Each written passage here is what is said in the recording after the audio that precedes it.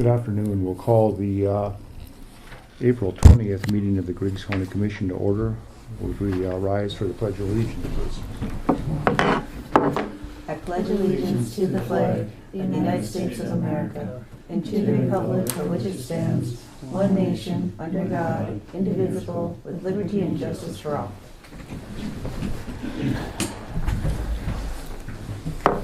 Thank you. We'll proceed to the roll call. Averill. Here. Tranby. Here. Zorn appears to be absent. Edlund. Here. And Wakefield is present. Have a look at the agenda, please. I'll make a motion to approve the agenda.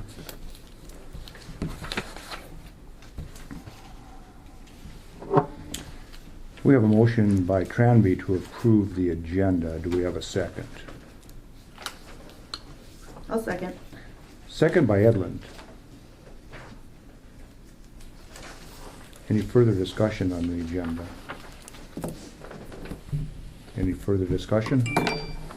If not, we'll proceed to a vote. All in favor signify by saying aye. Aye. Opposed, same sign. Agenda approved. If you would have a look at the April 6th meeting minutes and offer any changes or Hang on.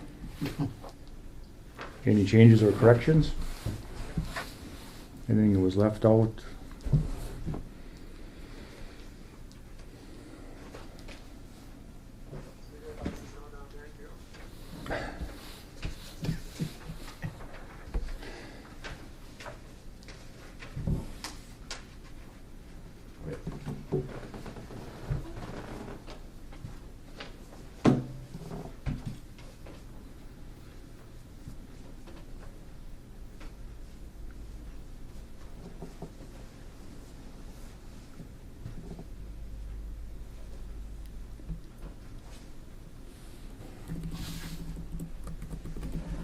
I'll make a motion to accept the minutes and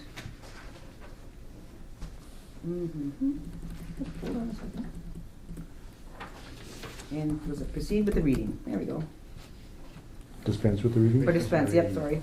Okay. We have a motion by Edlund to accept the minutes as presented and dispense with the reading. Could I have a second to that? We'll second that one. Second by Tranby. Any further discussion on the meeting minutes? Any further discussion? Absent any discussion, we'll move on to a vote. All in favor of approving the meeting minutes signify by saying aye. Aye. Opposed, same sign. Minutes approved. Now, if you would kindly have a look at the bills. Samantha, did you flag anything of interest here? Don't think so. Okay. Everything pretty straightforward. Remember, the negative accounts are the accounts that we collect the taxes for. It's an in and out account.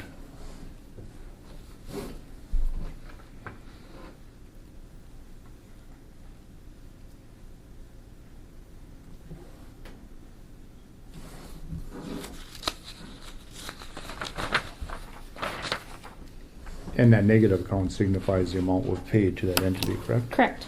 Okay.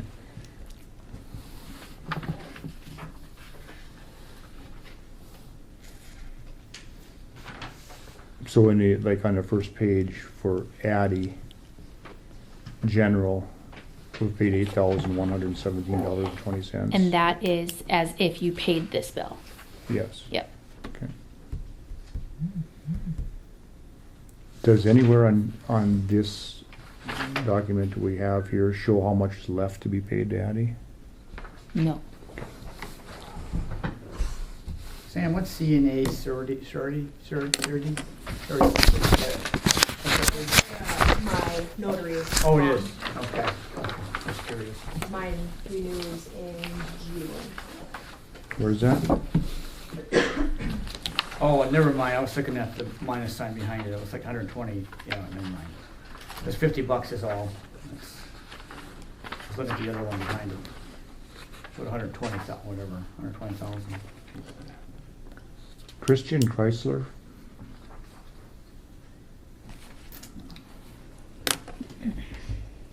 Page 9. That was a payment to there was something wrong with one of the sheriff's vehicles. So we got an insurance payment, so that went to the in and out, and then we paid it out too. Rear taillight. Okay, so that was covered other than deductible. Right. Yep. I'll make a motion to accept the bills.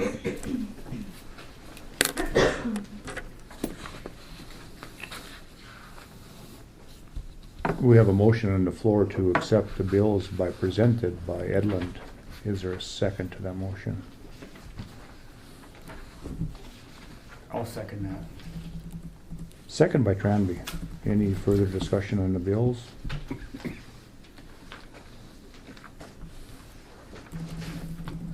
Any further discussion on the bills? Barring none, we'll proceed to a roll call vote. Averill. Aye. Tranby. Aye. Edlund. Aye. Wakefield votes aye. Bill approved. Madison.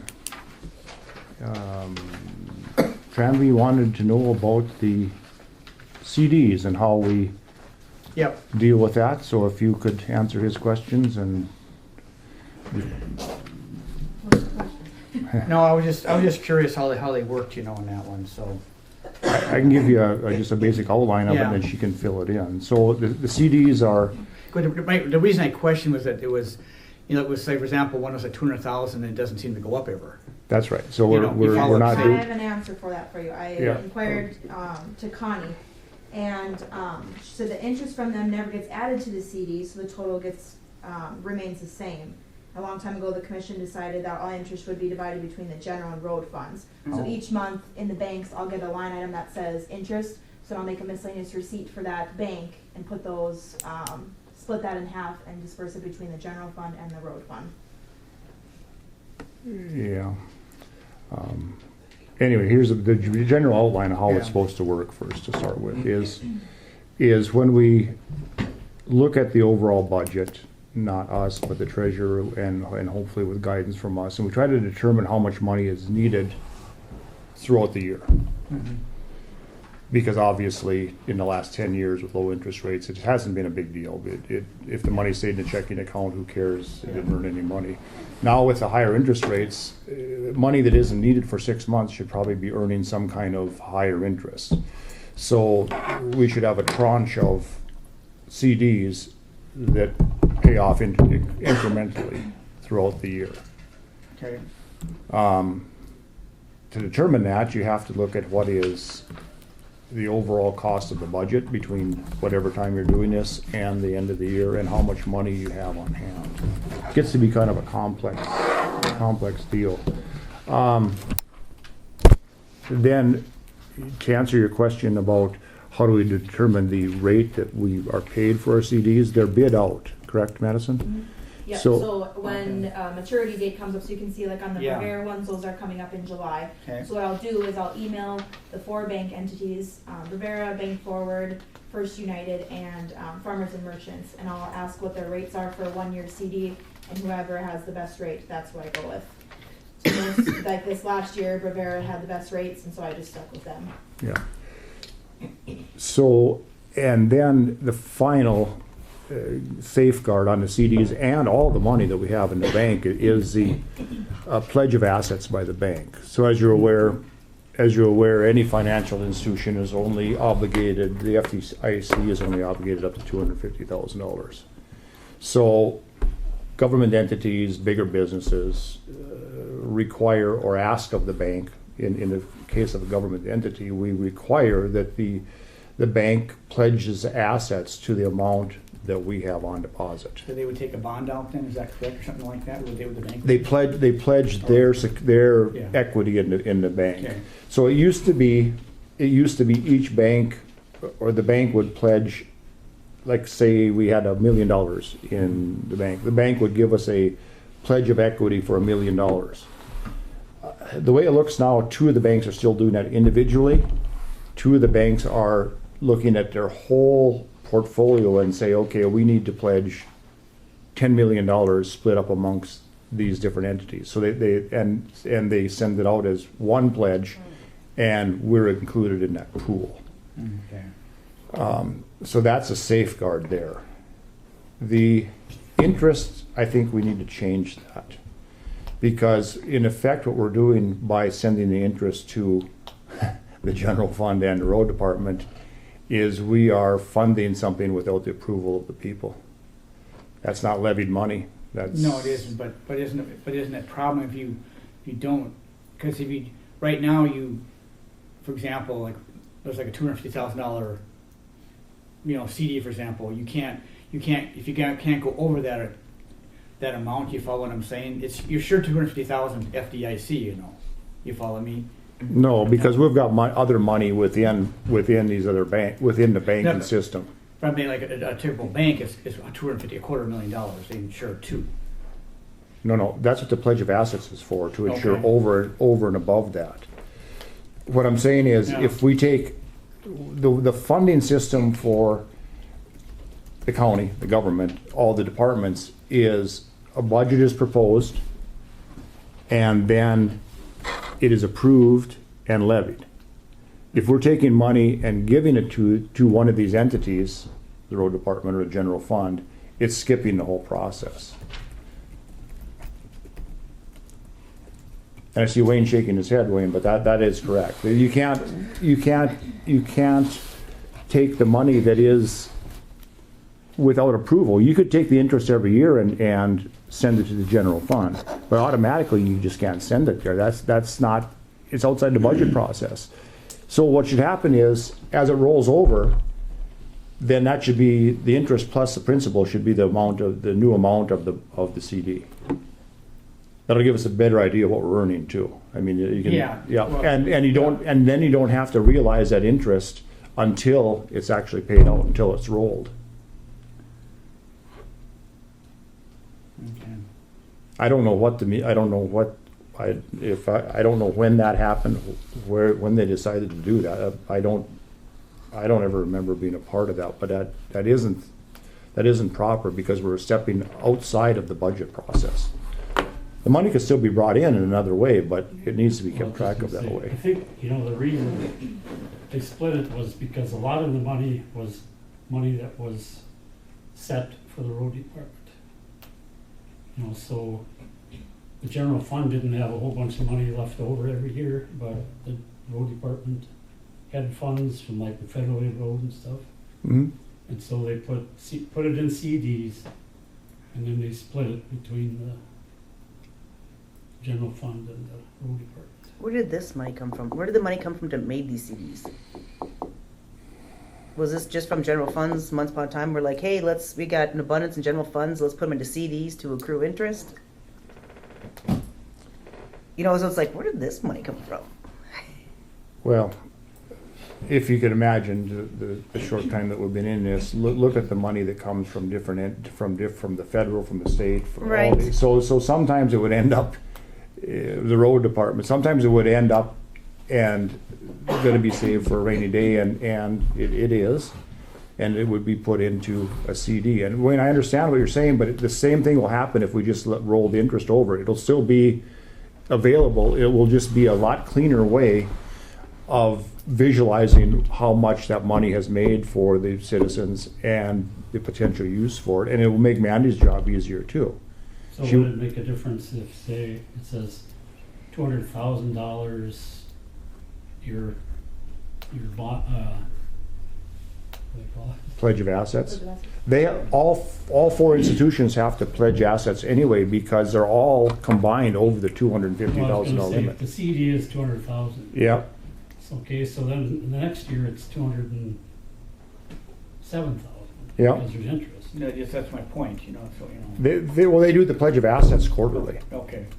Yeah, so it won't affect any of that, and actually the interest would be realized on maturity, I believe, is when we could see that, when you rolled it. But you can't touch CD funds, you shouldn't, until they come due. Like once a year, you can decide if you Once want they to pull mature. money out of it or, And you can see on the, Or leave like it. if we were to pull out early, you can see on the, There's Rivera reports, fees. they'll show your fee as Yeah, of. well, it's not necessarily once a year. It's dependent on the length of the CD. You can buy CDs anywhere from 1 month to 100 years. these are one-year CDs, one-year CDs, right? Yep, they're all Yeah. 1 year. So these you can't touch until they come up to, or shouldn't touch, until you get charged a huge fee, but once a year you can decide what you want to do with the CD if you wanted to.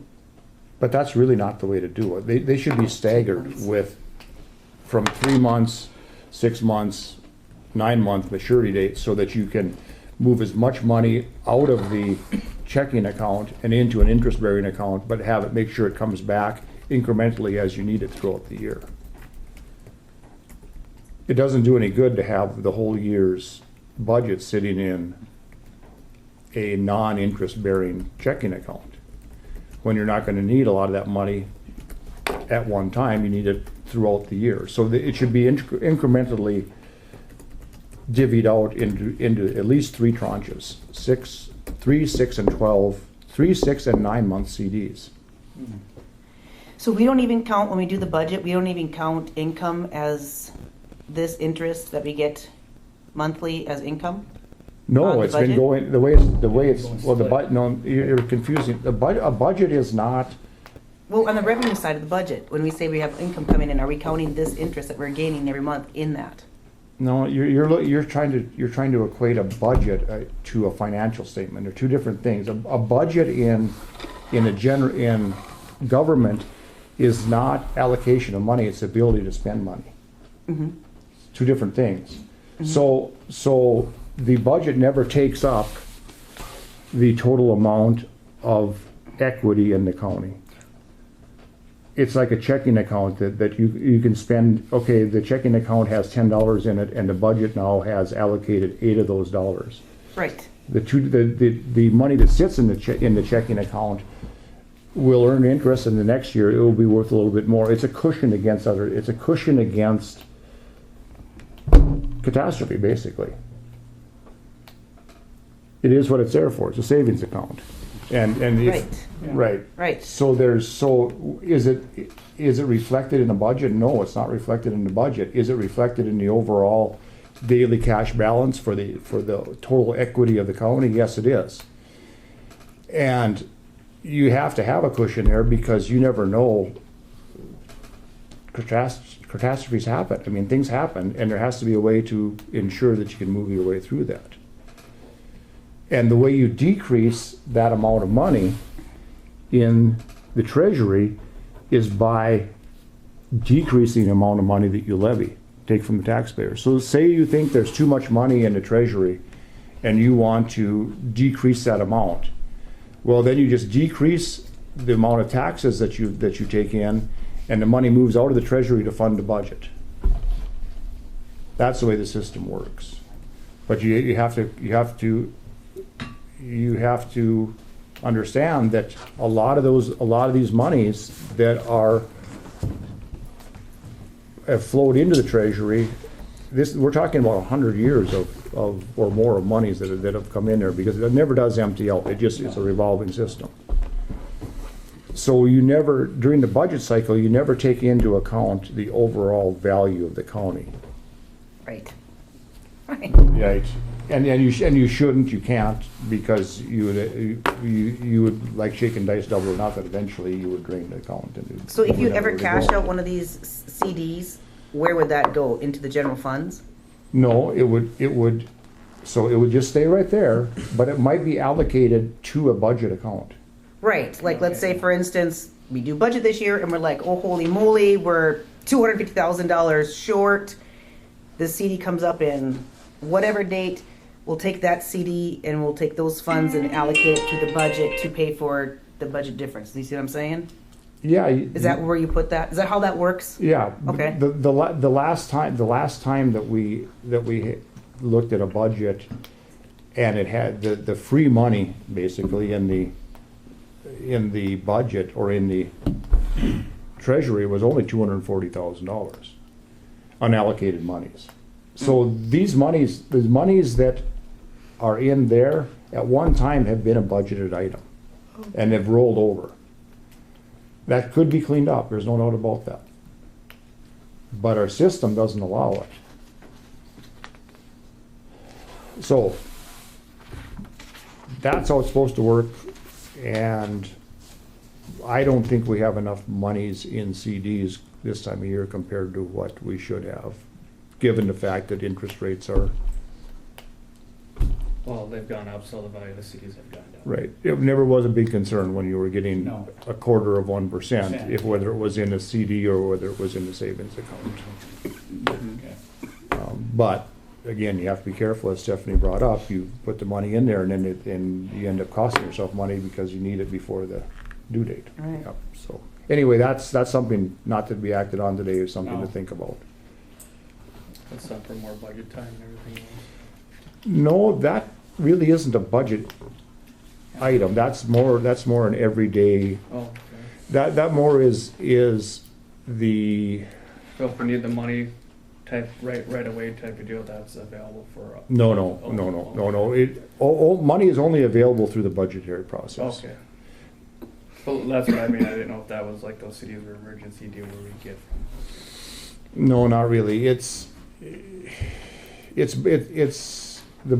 Think of it as a savings account, and then think of it as your monthly bills coming out of that savings account, checking account. And if you did a budget, you have X amount of dollars you need to pay every month, and you've allocated that from your savings account to the budget, which is the budget. Money doesn't move to the budget.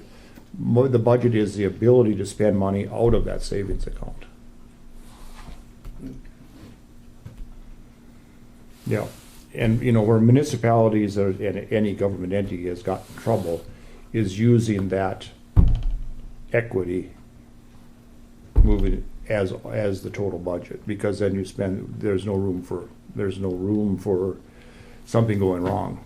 And in the business of running a government entity, there's all kinds of things that can go wrong. I mean, the state runs out of money and doesn't send it to us. The federal government changes some rules.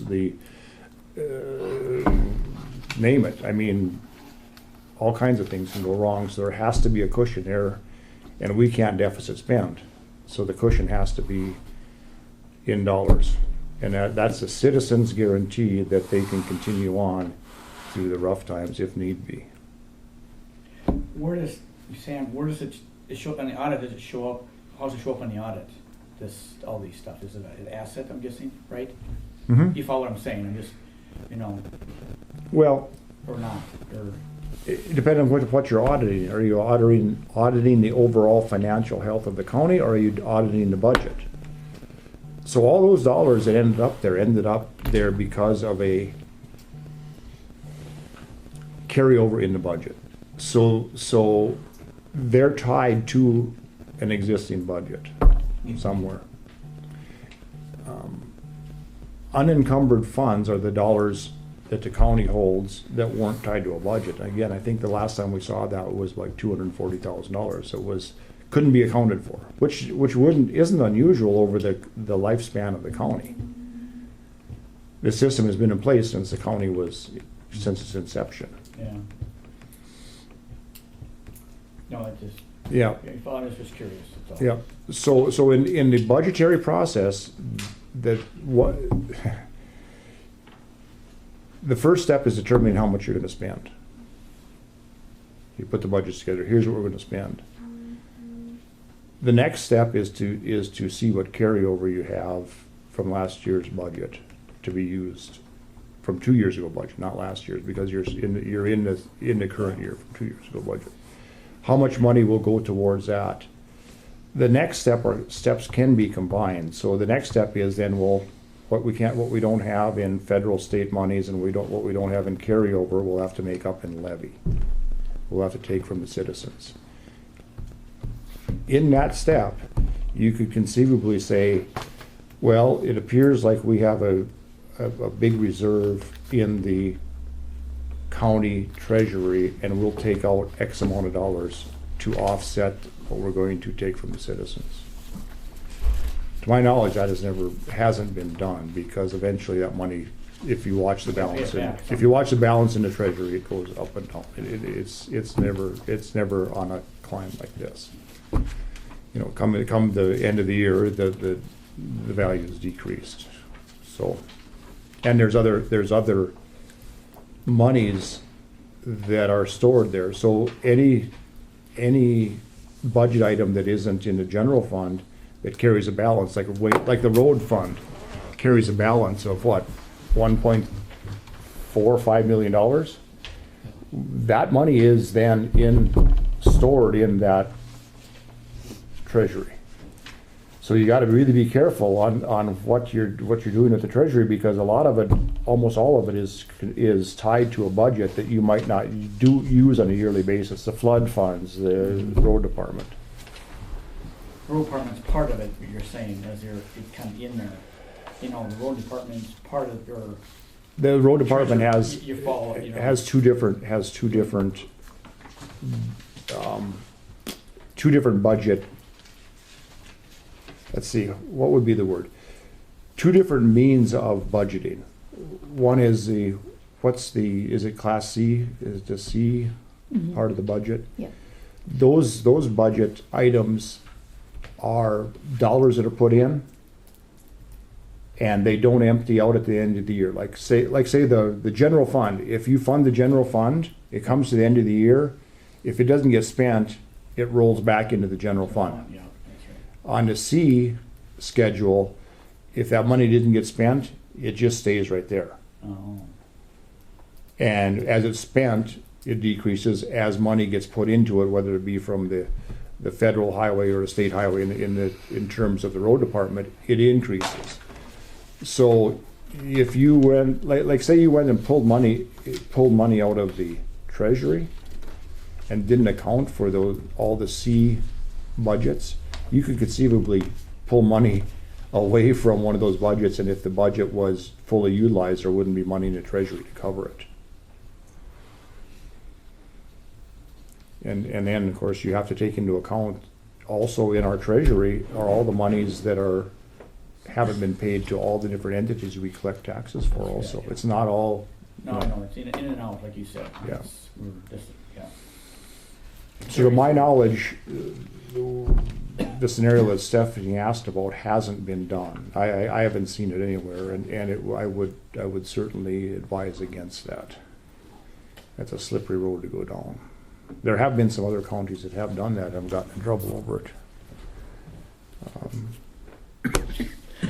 We'll make a note that Zorn is now in the meeting. Okay. So Madison can go on and explain to us and what she thinks their plan should be and how we're gonna go with the CDs moving forward. And when you guys, we'll probably put it for another meeting, and you guys can think about it and see how we should do that. Yeah, I just brought up, see what's going on, No, it was a valid concern, considering interest rates are now in the 4% and 5% range, and if you take $3 million at 4%, Yeah, it's up. it gets to be some money. So, That's all I got. okay, Madison, anything to add?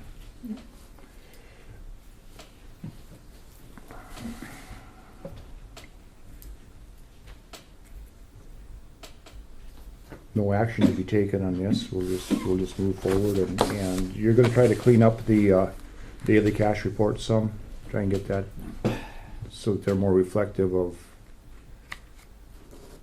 the actual monies in the system.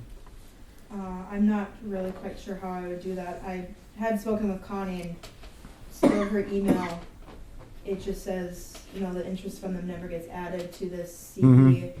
And so that we'll just get a check rather than have it added to the total. So I mean, it's the interest we're getting would be in like Rivera Bank Forward in those bank totals on the side, on the left or the right hand side.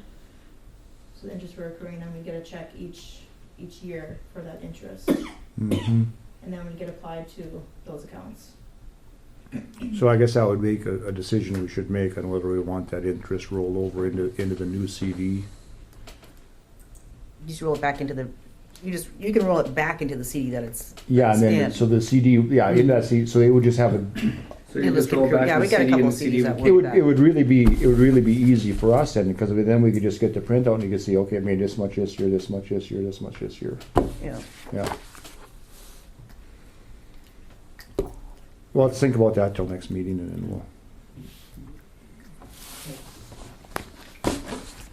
Anything else for the treasurer? Very good. Thank you, Madison. Thank you. Well, now we gotta conjure up Jamie? State's Attorney Tennyson. He's here. He is here. Yep. Jamie, you're up. Hey guys, sorry I didn't make it down there. I took off from Lakota and realized the roads weren't so terribly kind for 55 miles down there today. So I guess what I have to present with you, or for you guys today, is our multi-hazard mitigation plan. And what that is, it's a plan that we are required by Homeland Security and the emergency services to have. It's a 5-year plan that we must update every 5 years. Our plan actually was required to be updated, I think, in 2020 or 21. It's usually paid for, or is paid for, by a grant from Homeland Security. They did not award the grant to us until last year. So we started with it last year. We held meetings with community stakeholders, fire departments, mayors, commissioners, ambulance, that sort of thing. And everybody had input for the plan, what our concerns are, what our needs are. The grant was awarded to Heartland Consultants, who is Derek Hansen, who used to be the emergency manager. They put the plan together for us. The plan has been submitted to the state, and the state is okay with the plan. I would ask that now the commission okays the plan, and that will be our plan for the next 5 years. It again was put together with stakeholder and community input. The plan is there, so There's virtually three the of county them. can receive There's grant three money. of I them. guess that's the reason for the plan. Without the plan, we're not eligible for any hazard mitigation grants from the feds. Making sure. That's for you, Jim. Above my Yeah, pay there's- grade. It's on our I think phone Annie too. is there too, and if Annie has Yep, I anything sent to it add this that I way. didn't Yep. add, I'd let her add it. Yeah.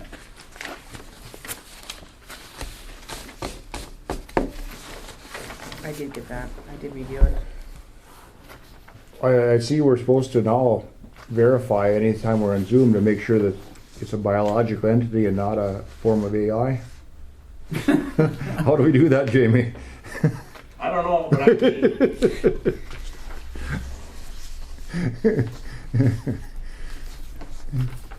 But you just need a motion from us, right, Jamie? Yeah, I just need a motion for you guys to okay the plan. When you guys okay, I believe we'll get the money from the feds and then we can get it paid, but it's 100% paid for by the feds. And what was It the, was what was something- the, bid project? what's the dollar? Derek was Heartland was the cheapest bid. They were significantly cheaper with $4,000 or $5,000. You see it? What's the dollar value? I think it was around 17 or 18,000 bucks. The next closest bid I think was 23,000 bucks. I'm still looking. Well, here, we'll just.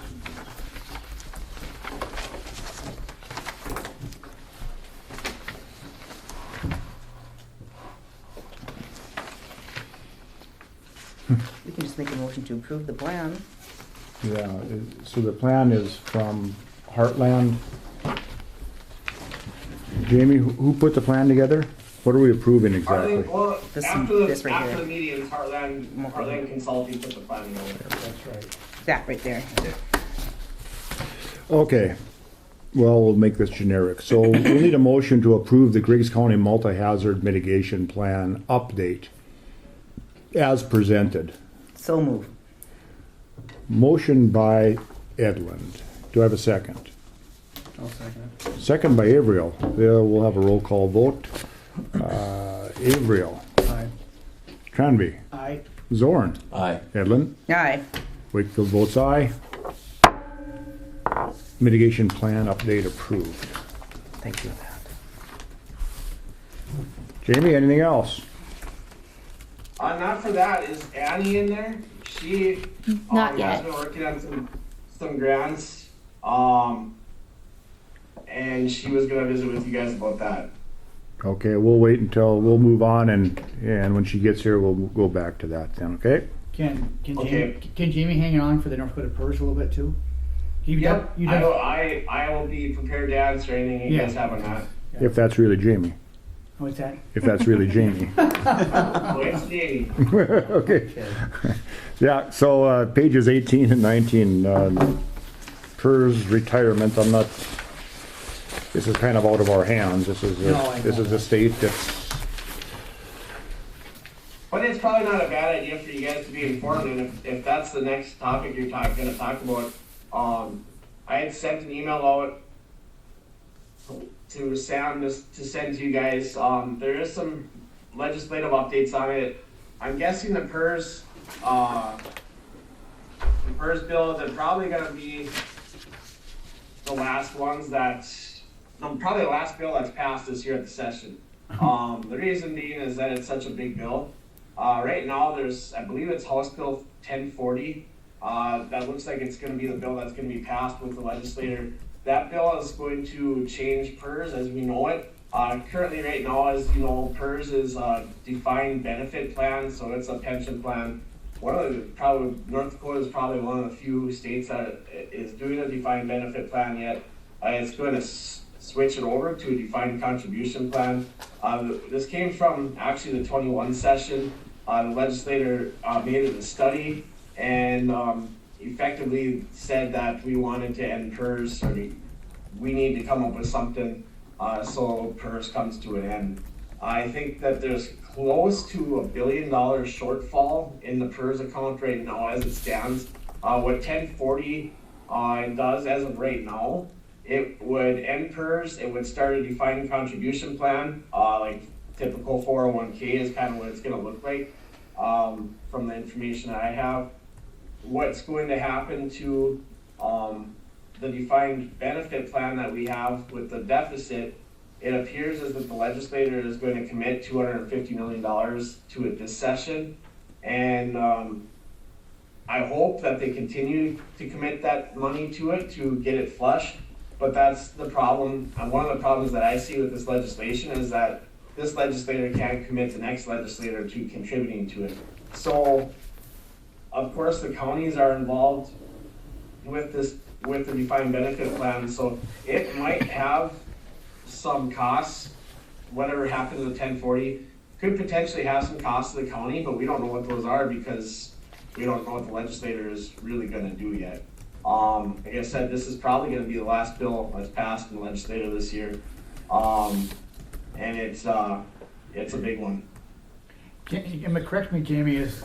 It's if the PERS plan for old employees is still in place, but anybody new coming in board, anybody new I won't be. apologize, Scott. Right. So what happens with any employees until I believe it's 2025 actually, they don't plan on closing the plan down for new employees until January 2025, I think is what 1040 does. But any of the old employees or any of the employees that are currently enrolled in PERS, it doesn't affect anyone, everybody's grandfathered in. Now, any employee, the way the law is written right now, or 1040 is written, any employees that are from 1 to 5 years of service or 0 to 5 years of service at the time that this is instituted has a choice of staying with the pension fund or doing the defined contribution fund. either way, they have this so upside down, this is going to be a extreme liability for the counties. Well, it could potentially, it could absolutely potentially be a super big liability for the counties because they're not committing any more than that $250 million as of the last time I heard, and the future, whatever happens with future legislators, like the counties could be on the hook for some cash. Well, I mean, they're committing 250 million, and the PERS actuary current projection is another 931 million over the next 30 years, so it's $1.25 billion Right. for the current plan. But now you're going to take all the current employees are going to stay in it, but the new employees aren't going to be contributing to this plan either. Right. And Right. It's gonna be similar to what's going on with Social Security. the new plan, 1040, is projected to cost $4.5 billion over 23 years. So the combined total of this thing is almost $6 billion to the taxpayers over the next 30 years. And these are both Band-Aid fixes to something that should have been fixed 20 years ago. Right, and that's the problem, is that they kicked the can and blamed PERS for this for so long and they didn't fix it. It is a problem that got bigger and exponentially bigger, and now it's so expensive to fix.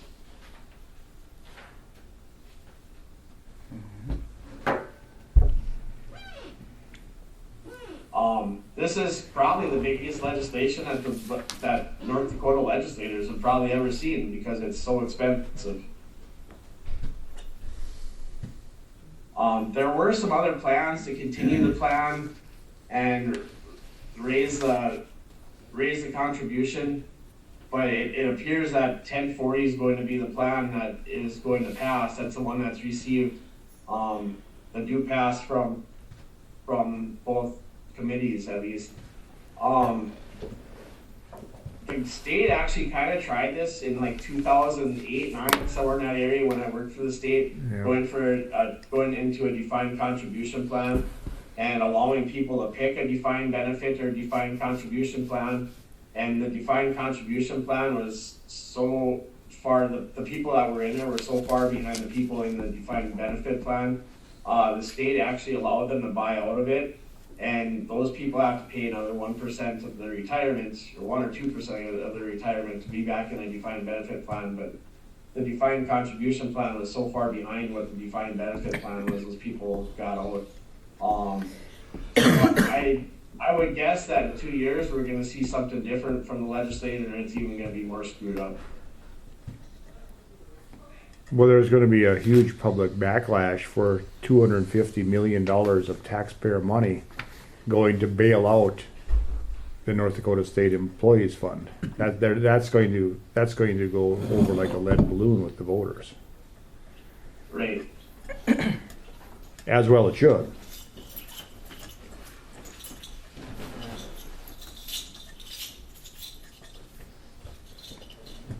But I've seen estimates where this could raise the entities, the county's contribution over the next 5 years by multiples of 7, 8, 9 times. So what we're paying for premiums now could be 10 times that in 15 years.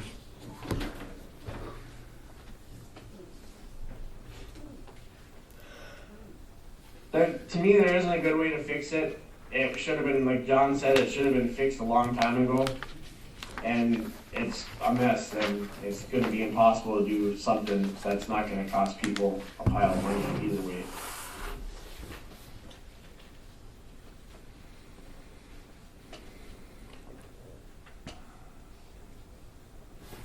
Yeah. It's beyond our pay grade.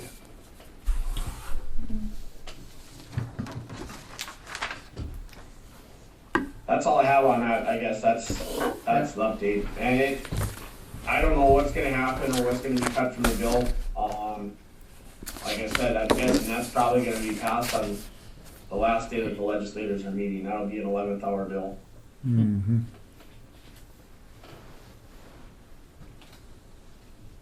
Now, one question is, North Dakota PERS and then the new defined compensation, the DC plan that they're talking about.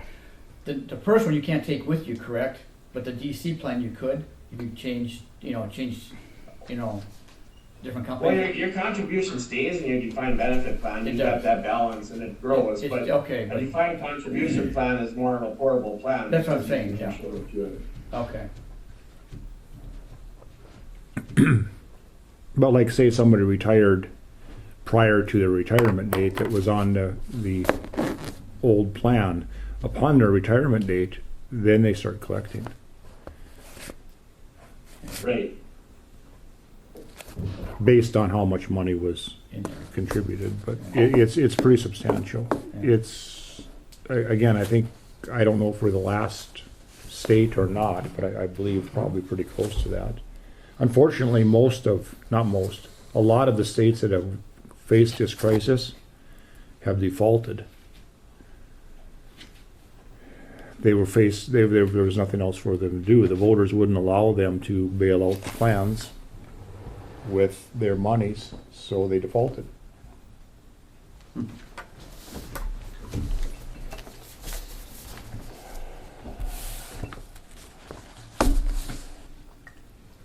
So we'll have to see how this is gonna go, but we're just kinda along for the ride.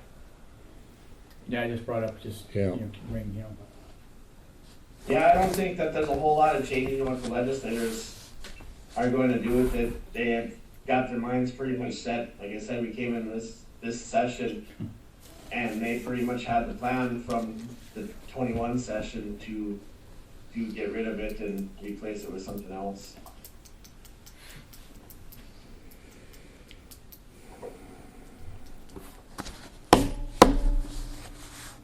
Okay. So, now we have another grant we need to look at, correct? I have information on the 2023 Homeland Security Grant. So there is 100% match, federal match. So there's no contribution that we'll have from the county. There was talk about it only being at 90% and the state was going to pick up the other 10%. But it sounds like federally it's going to be picked up at 100%. Sweet. And what's it for? Homeland Security. So there's it's under planning, training and awareness, and exercises. And then they have a list of funding restrictions. They have a list of things that do not qualify. For example, computers don't, riot suppression gear, weapons, body cameras, in-car videos, anything made by People Republic of China for telecommunications equipment. Things that do qualify is active shooter training, but as you know, we did that about a year ago over at the school. Security training for employees, public awareness, preparedness campaigns, targeted outreach and preparedness training for undeserved communities, exercises, responses, planning, community-based organizations are just some of the things that they have. So about a month ago, I listened to this call that the state put on to talk about different things. I spoke with Travis, I spoke with Bob, and to see what we could kind of come up with. So we have three major things that we are putting down. One is a metal detector, which is roughly about $10,000 because the one out here is quite old and it was if you want to say a hand-me-down from wherever we got it. Mm-hmm. Cameras are also what Bob really is wanting, is $150,000, possibly one camera in the courtroom. With the option of it being no audio, due to the fact that you can't record in a courtroom unless the judge okays it, or have audio recording. Front door access control, which is about $120,000, and then anything else that you guys would think that we should go for. Access control being fobs. Fobs, Perfect. correct. Those are wonderful. Yes. Yes, so that if whomever can get into, we know exactly what time, what day. Another one is like the evidence room that Bob is saying, because it really should be controlled right now. It's just a sign-in, sign-out sheet, and Right. everybody has a key where you should really know, hey, I took out X, Y, or Z, Yeah. what time, what day, everything. Yeah. And then we do have, quite a few vendors that do come and go from here, and to be able to give them a badge and a fob, and if they're coming and they're going to be here for 48 hours or 2 days working on the boiler or whatever, and then you can shut it off so they can get into where they need to go, or if there's an office closed or whatever it may be. So with that being said, it's roughly 290,000, 280,000 that we are applying for. The grant is due on April 30th. I hope to have it turned in by the 26th to the state. And then that gives them about 2 days to come back to me, which they have, and said, hey, fix this, or we need a little bit more information. So right now, Travis and I are gathering all the information for pricing, costs, model numbers, SKU numbers, AEL codes that FEMA goes off of, everything, to be able to submit this. Oh, wonderful. And once again, the cost to the county is zero? Is 100% FEMA grant. You don't need a motion for that then, do we? Because it's not, or, Well, I mean, there's certain, I think there should be a motion, there's Yes. modifications done Oh. in the courthouse, so I think that there should be a motion. well, okay. right, and there's certainly, okay. there's certainly provisions that come with the grant. Nothing is free. Well, Yeah. I mean, So- monetarily, it might be free, but nothing comes without. Correct. So there's a lot of, after we purchase the equipment is installed, I have to then write a report saying how we've used it, what we've done, how we're using it in our day-to-day activities. One of the biggest things that, in regards to these cameras, the reason why Bob is wanting to do this, and sounds like Derek Simonson, the superintendent, and I'm assuming has assumed that he spoke with the school board. I can't say that for sure because I haven't spoken with Derek directly. But is that they want to take our cameras, or be able to see their cameras in the sheriff's office. So if there ever is an emergency, such as that school shooting drill we had, and maybe someone can't press a panic button, or there's something going down in the hallways, then if someone's in the sheriff's office, they can see it and alert the correct staff. Good. And like I take Monday through Friday, for the most part, I have the sheriff's phone. I have the 2202. I take a lot of the calls and I funnel them to Bob or whomever is on call. There has been so many 911 hangups coming from inside that school that Bob has said, if, for example, maybe he's in Hannaford, or maybe he's dealing with a call in Binford and can't get a hold of someone or can't get over there right away, is the school then has to go into every classroom to find out which kid called 911 from their cell phone by mistake out of their pocket.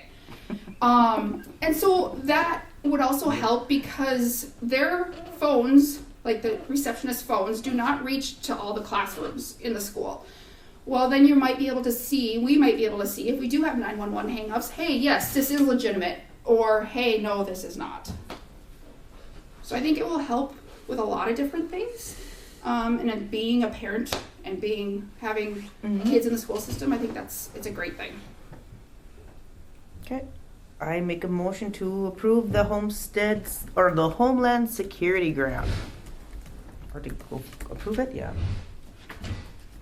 Do we have any information on it? I mean, we don't I do any have, I only got printed one. provisions of it. I do have the North Dakota DES rules and regs on it and the application process. Are we obligated once we do the application, or can we still have a look? I mean, it sounds like a very good thing to have, but going whole hog into something without knowing all the Yep, I can understand that. all the provisions of it can lead to some. So we can always apply for the grant, and whether we choose to not use some of the money that we are awarded to, we can make that decision as well. Once we apply, they'll tell us whether And- we're awarded, and we have to accept the award. Exactly. Yeah, very good. So we have a motion to allow for applying for the North Dakota DES grant by Edlund. Do we have a second to that? I'll do that. Second by Tranby. We'll do a voice vote on this. Averill? Aye. Tranby? Aye. Zorn? Aye. Edlund? Aye. Wakefield votes aye. Motion to apply approved. Thank you. Thank you.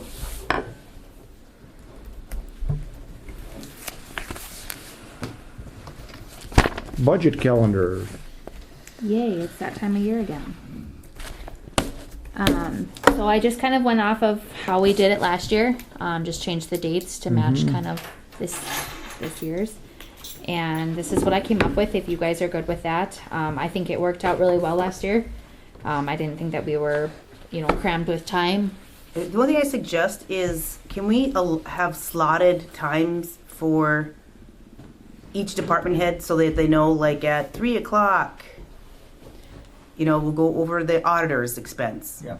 At 3:30, then that person knows to be in here at this time because we're going to discuss yours. Because before it's just kind of like they all have to Department sit heads here and and- they have to wait until, just in case we go over, hit theirs. You know what I mean? That way we can sit down and visit with them. Kind of a more sensible type. Wayne's like, yeah, please, can we do that? Because that way, in case that person is gone that day or has to be, they know that they are to be here at 4:00 on that Thursday because we're going to review your budget. So you're We can talking have about that. June 22nd and through July 20th. There's a month there where we commission reviews budgets and meets with department heads. So there's 4 meetings there. I think so. Yes. So it can be scheduled within there. Yeah, that'd be That's cool. fine. So when we start the budget process, then maybe on May 8th, we should sit down and try to determine which budgets we're going to look at during those periods. Okay? That makes sense. John, can you explain briefly to these two guys how this budget thing works real quickly? Well, somewhat. Yep. Okay. Some, Yep. Okay. So, well, as I understand it anyway, the budget process we're going to go through is for next year's budgets. We're not allocating money. We're giving the ability to spend money to the different departments, and anything that is going to be used, anything that's going to need money in the 2024 fiscal year, we will allocate funds to.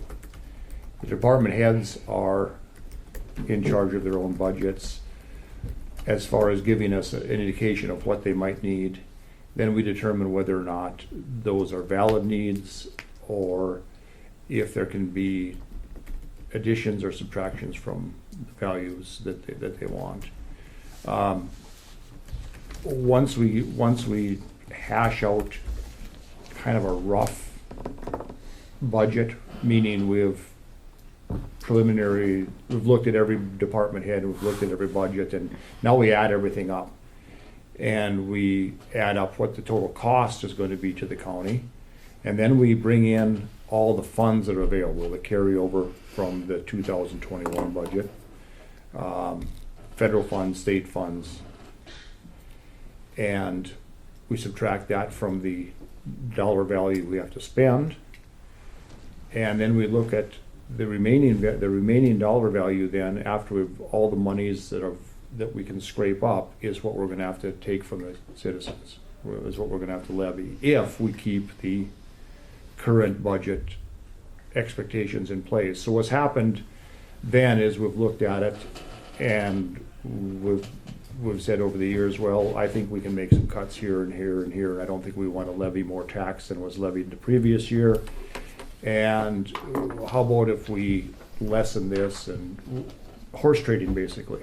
Cut one down to increase for another. Yeah, prioritize things. And the hang up this year is going to be the salaries and some of the additional expenses. So for a long time for 7 or 8 years, we had in place a system that we raised the salaries by the cost of living increase.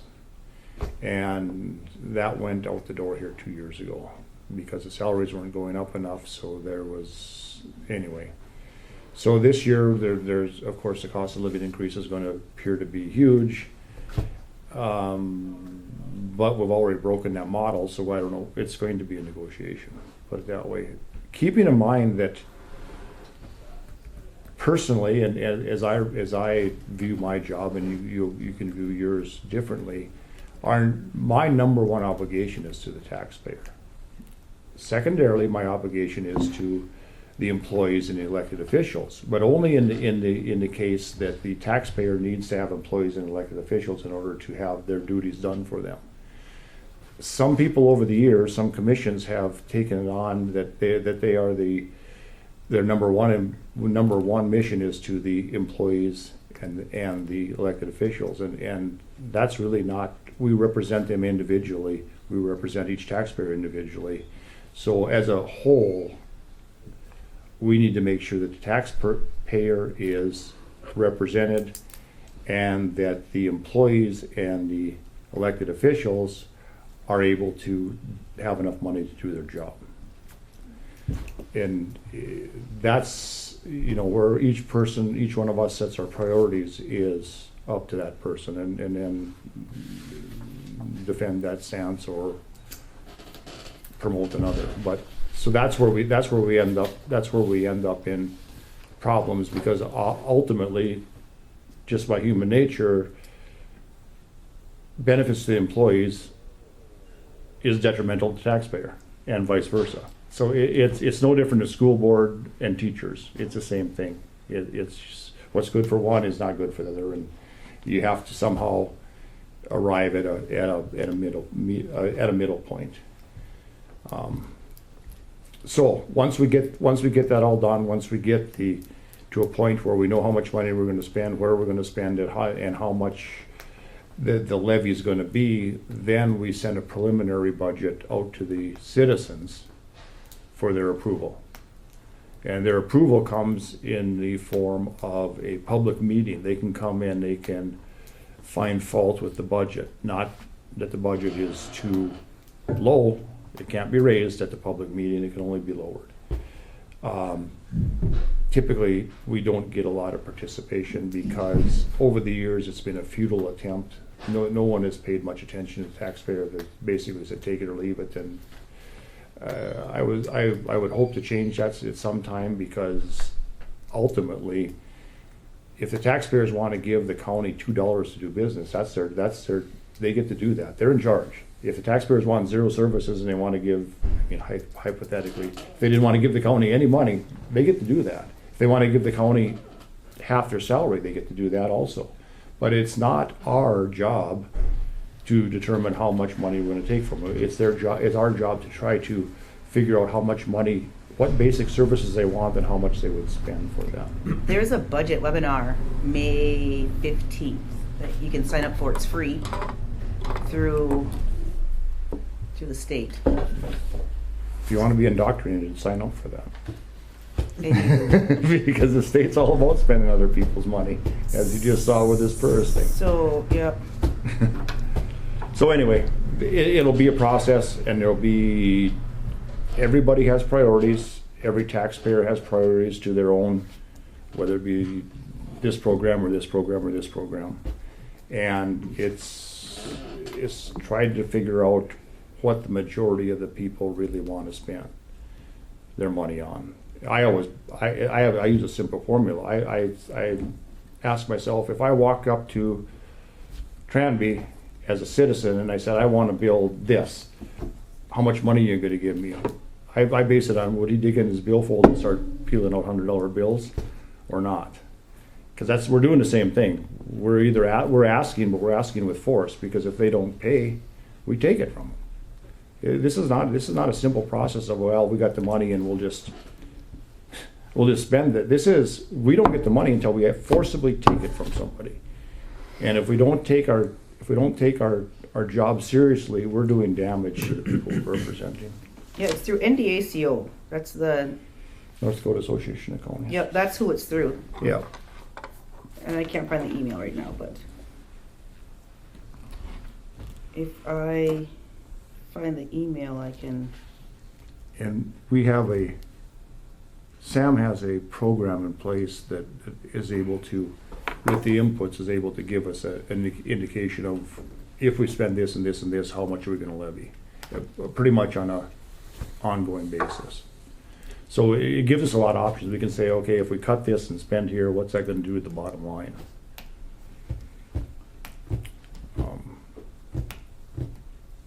But anyway, that's kind of how it works, and it'll just be it's an aggravating process, to say the least.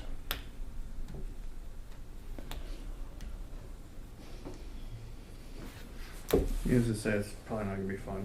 Hmm? It's not gonna be fun.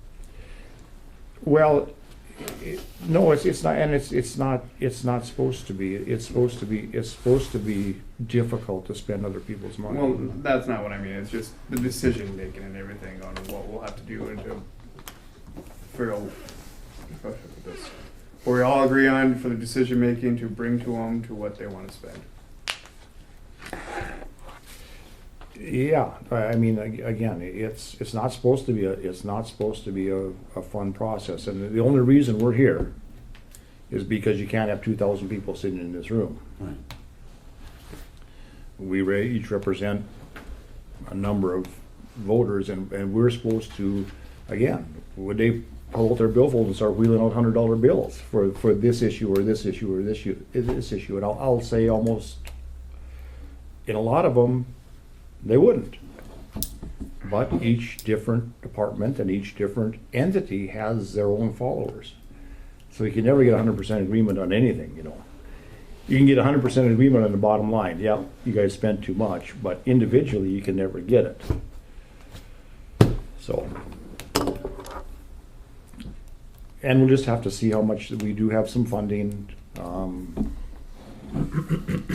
The COVID money, we've been, the entity hit hardest by COVID has been the senior citizens, because everything they do gets, you know, the Meals on Wheels, all that, and so their budget is, the last couple of years, what, we'll give them $30,000 twice, Stephanie? I think so. Yep.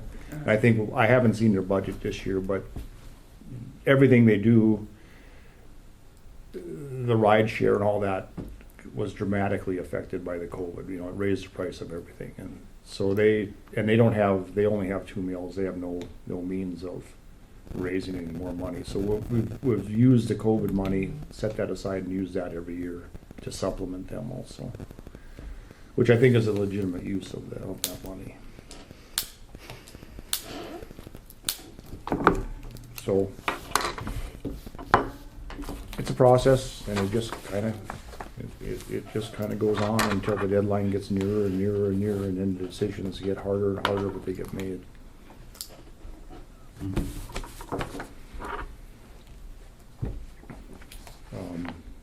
Once the tax statements, once August 31st, once the statements have been mailed out, there's no raising anything. There is no more additional levies that can be had. So by the August 3rd meeting, we will have everything in place that we're going to get sent out to the taxpayer, and then there's nothing, no additions can be added to it.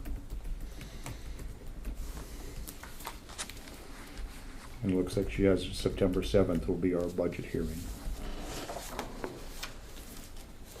October. No, October 5th, excuse me. September 7th is the earliest date we can have it, okay?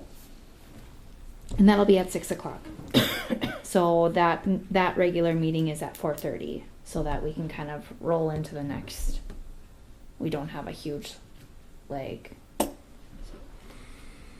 So October 10th is the last day to approve budget, final date for local governments to amend their budget and tax levy, but really you can't amend it higher. You could just lower it, is all you could do to it.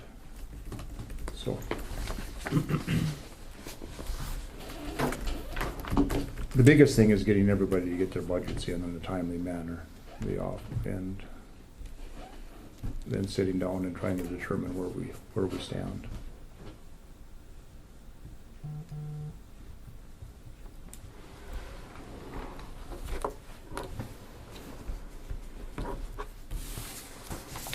Any other questions on the budget?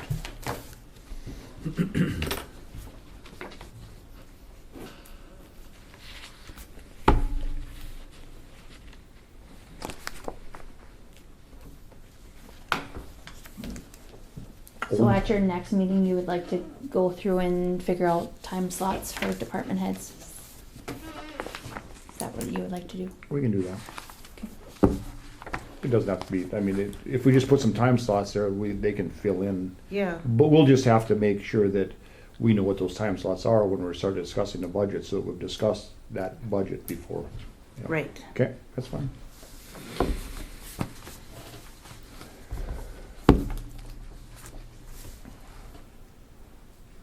Old courthouse, new courthouse. We have a spring meeting in the historical society coming up here. We'll bring that up on the, if the historical society want to take over the old courthouse, you know. How does it work when the county's already voted? Well, that's the question, but we have to look at, we have to have what we think first, historical society first. you Oh, know. okay. We have to meeting and see what our board thinks first and go from there. you Oh, know. okay. Right, 'Cause I was so, like, how so does the that vote work? was a advisory vote, it wasn't binding. Okay. Okay. It was kind of more of a. It was a advisory, it was a question, what would you like to see done? And we didn't have any numbers, we were just trying to get a general consensus. Oh, okay. As to how people feel if we start working on it and take it Yeah, down. so I think if it gets to the point where Okay. then we're gonna have to put together a budget for how this is gonna work, how much it would cost to tear it down, how much it would cost to keep it, and then possibly let the citizens vote on that. I asked Jamie if I could help him out, and he's like, "Knock yourself out with the old courthouse stuff." And I talked to Lorna, Yeah. and she gave me a list of historians because I was starting to work on the paperwork that was needed, and I was like, "This is beyond my skill set. I'm not an architect or not even a historian architect, so I'm not very good at this." So she gave me a list of historian architects, and I talked to 3 of them and asked them for proposals. You know, like how much it would be for them to finish the history, the updates that need to be done with it. And one of the persons was like $12,000, the other one's like $3,800, and I'm waiting for another person. So it's just to get approval from the historical society to say that we can take it down. We have to, is going to cost us money. So we've been through the process that we were through, and so we've gotten to the point now where we've spent money on all kinds of different things the state has required us to do. Every time we would hit one milestone, they would put something else out in front of us. So if Jamie, we have drafted 2 different letters to the state saying, what do we need to do? What steps? Write them down. And on completion of those steps, will you give us permission to tear down the courthouse? And they have never signed on to that because they want to keep kicking the can down the road. I have a letter that's got the 5 steps on it. Yeah, and then but those the- 5 steps are done, once those 5 steps are done, then they bring it to their little board. There you go. But you have, before you can even bring it to the board, you have to get those 5 steps or 4 steps completed. No. You have to say, they know what needs to be done. Well, yeah, she gave us a Okay, letter. so if they know what needs to be done, then we need to have an affidavit saying, if you complete this, here's the contract that we want you to do, then you can tear it down. They want to say, you complete this, then we'll take it to the board, and the board might say no, and now we've spent all this money with no guarantee that it's going to be torn down. This has been going on for 10 years. Yeah, I talked to Lauren at the Historical Society, and she says we need to complete these steps. We were trying to skip step 2, 3, and 4 and go from step 1 to 5. No, we're Because not. in one of We've never tried to skip anything. We want to get them to commit. in one of them, it was like, okay, so we got the North Dakota, we got the NDSU paperwork done. Now can we make the plaque and be done with it? And she's like, no, I still need these 2 or 3 other things. And these 3 other things that she needs is beyond my skill set. She needs a salvation list. We need to update our historical because it's updated. It was licensed in 1977. So we need to update the building from 1977 to today's date. And then we need to update the site, which is, again, beyond my skill set. But my point being is it's going to cost about $3,800 just to update the paperwork that needs to be updated in order for us to even go any further. Additional $3,800 beyond the 20-some hundred that we paid for But NDSU. they have the ability to sign on to the fact they know what they need. Tell us what you need. But we and need when- this part first. No, it doesn't have to be first.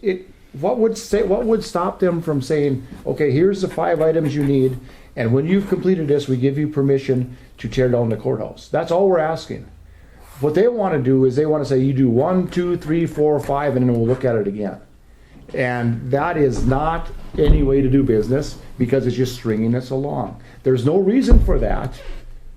There's no reason for them doing that other than to string us along. Because if they really wanted to let us tear it down, they'd say, yes, you do 1, 2, 3, 4, 5. Here's a signed contract. When you're done with this and this is checked off, you can tear it down. They will have never agreed to that. We've sent them in writing twice.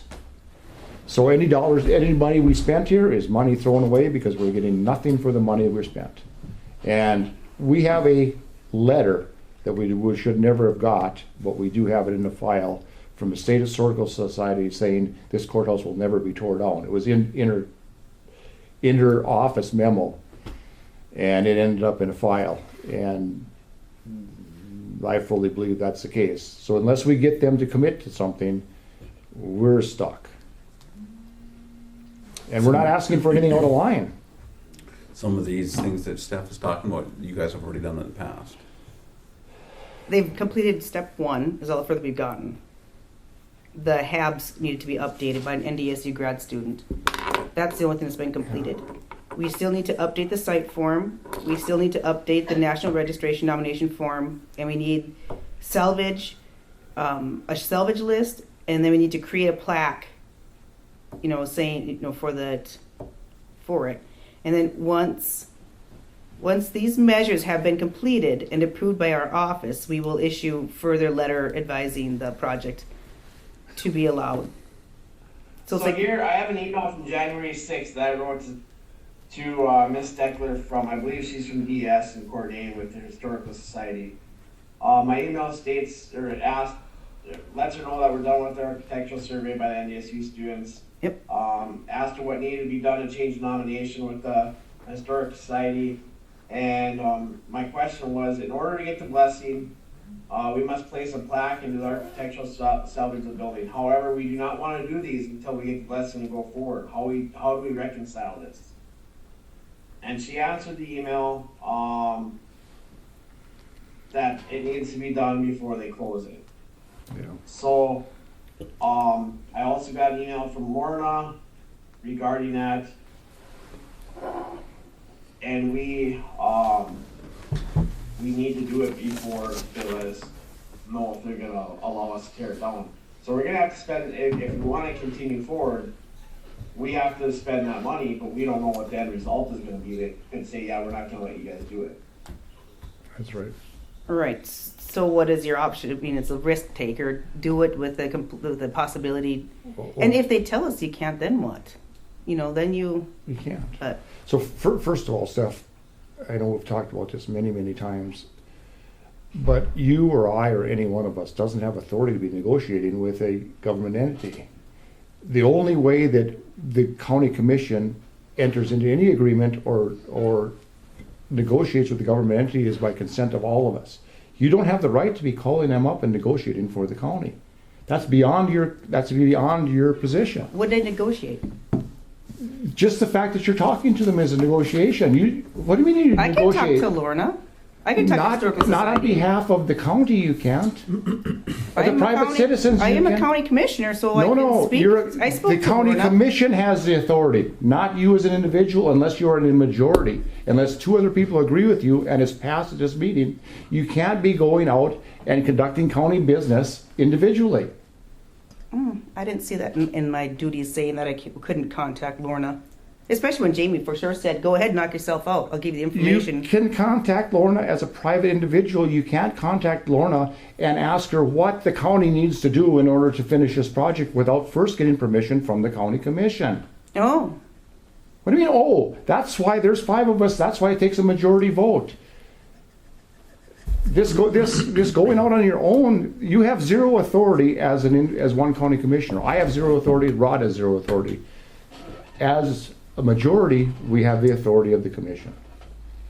So please refrain from doing that unless you get permission from the county on any of these projects, because you don't represent the commission. You don't represent the county as an individual. Okay. Thank you. Noted. Hopefully remembered. Anything else on old courthouse, new courthouse? I did want to update you guys on the courthouse insurance that was brought up at the last meeting. I just wanted to, for the record, I did not receive the paperwork until last week. I did receive an email from her asking a few questions, but I didn't receive the actual paperwork until last week. But I did get the paperwork, got all the questions answered, and it's been sent off to get the process started. And is that for the liability insurance or the physical insurance?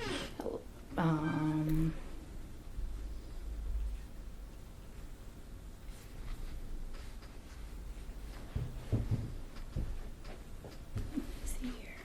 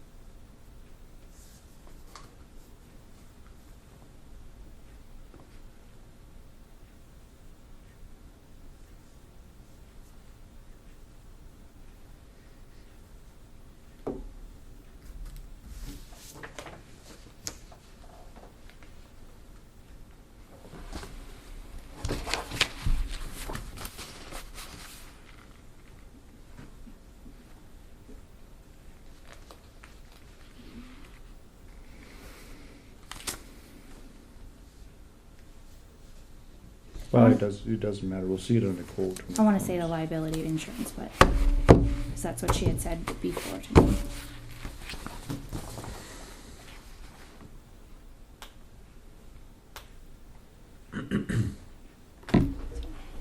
So, future business. I would like to see a meeting set up, Jamie, with the State Historical Society, whether it be over Zoom or if they could come here personally and meet with us.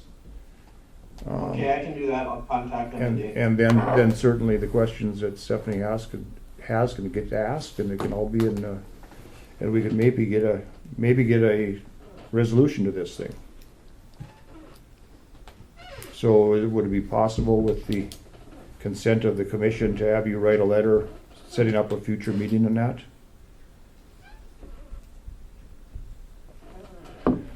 Yeah, I can just send Lorna an email and ask her if she would do that. So is that the consensus of the commission? Is that what you guys want to do? Yeah, Could I have a motion to that effect? I'll make that motion. I'll second that. Okay, motion by Tranby to allow the state's attorney to set up a meeting concerning the raising of the old courthouse, seconded by Zorn. All in favor signify by saying aye. Aye. Opposed, same sign. Motion passed. Anything else in future business?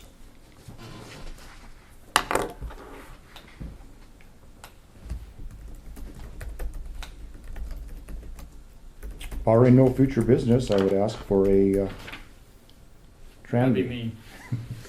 Motion adjourned. Okay. We have a motion by Tranby to adjourn. Do I have a second? I'll second it. Second by Averill. Meeting adjourned. 3:53 p.m. Next scheduled meeting Thursday, May 4th at 2:30 in this room. Thank you.